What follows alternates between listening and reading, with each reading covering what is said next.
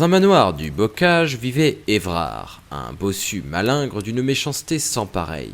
Il était aussi laid au dedans qu'au dehors. Héritier d'une grande fortune, il n'offrait jamais l'aumône et méprisait toute forme d'humanité. Le seul être vivant qu'il tolérait dans sa maison était son domestique, Placide.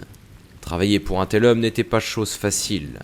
Placide se voyait régulièrement maltraité et privé de nourriture. Il plaçait alors des pièges autour de la demeure dans le but de capturer une prise qui lui permettrait de se substanter à la nuit tombée. Malgré tout, le domestique restait toujours fidèle et dévoué à son maître.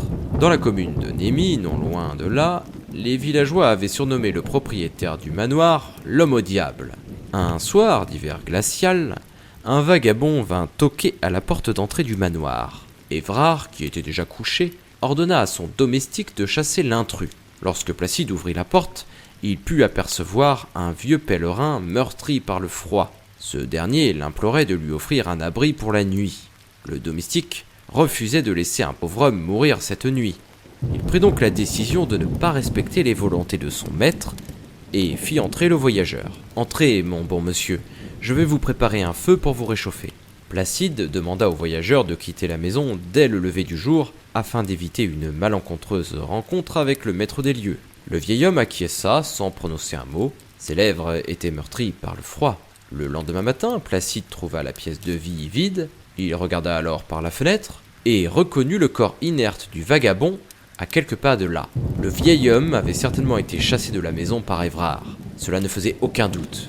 Le maître du manoir avait condamné le pèlerin à sa perte. C'en était trop. Placide se précipita dans la chambre de son maître afin de demander des explications, et il entra dans la pièce sans même frapper. C'est alors qu'il vit avec horreur le corps d'Évrard, repoussant, calciné sur le lit. Au-dessus de lui flottait dans les airs une apparition maléfique, avec des cornes de bouc sur le haut du crâne. C'était le diable. Ce dernier riait à gorge déployée d'un rire malfaisant qui fit tressaillir le domestique de tout son être.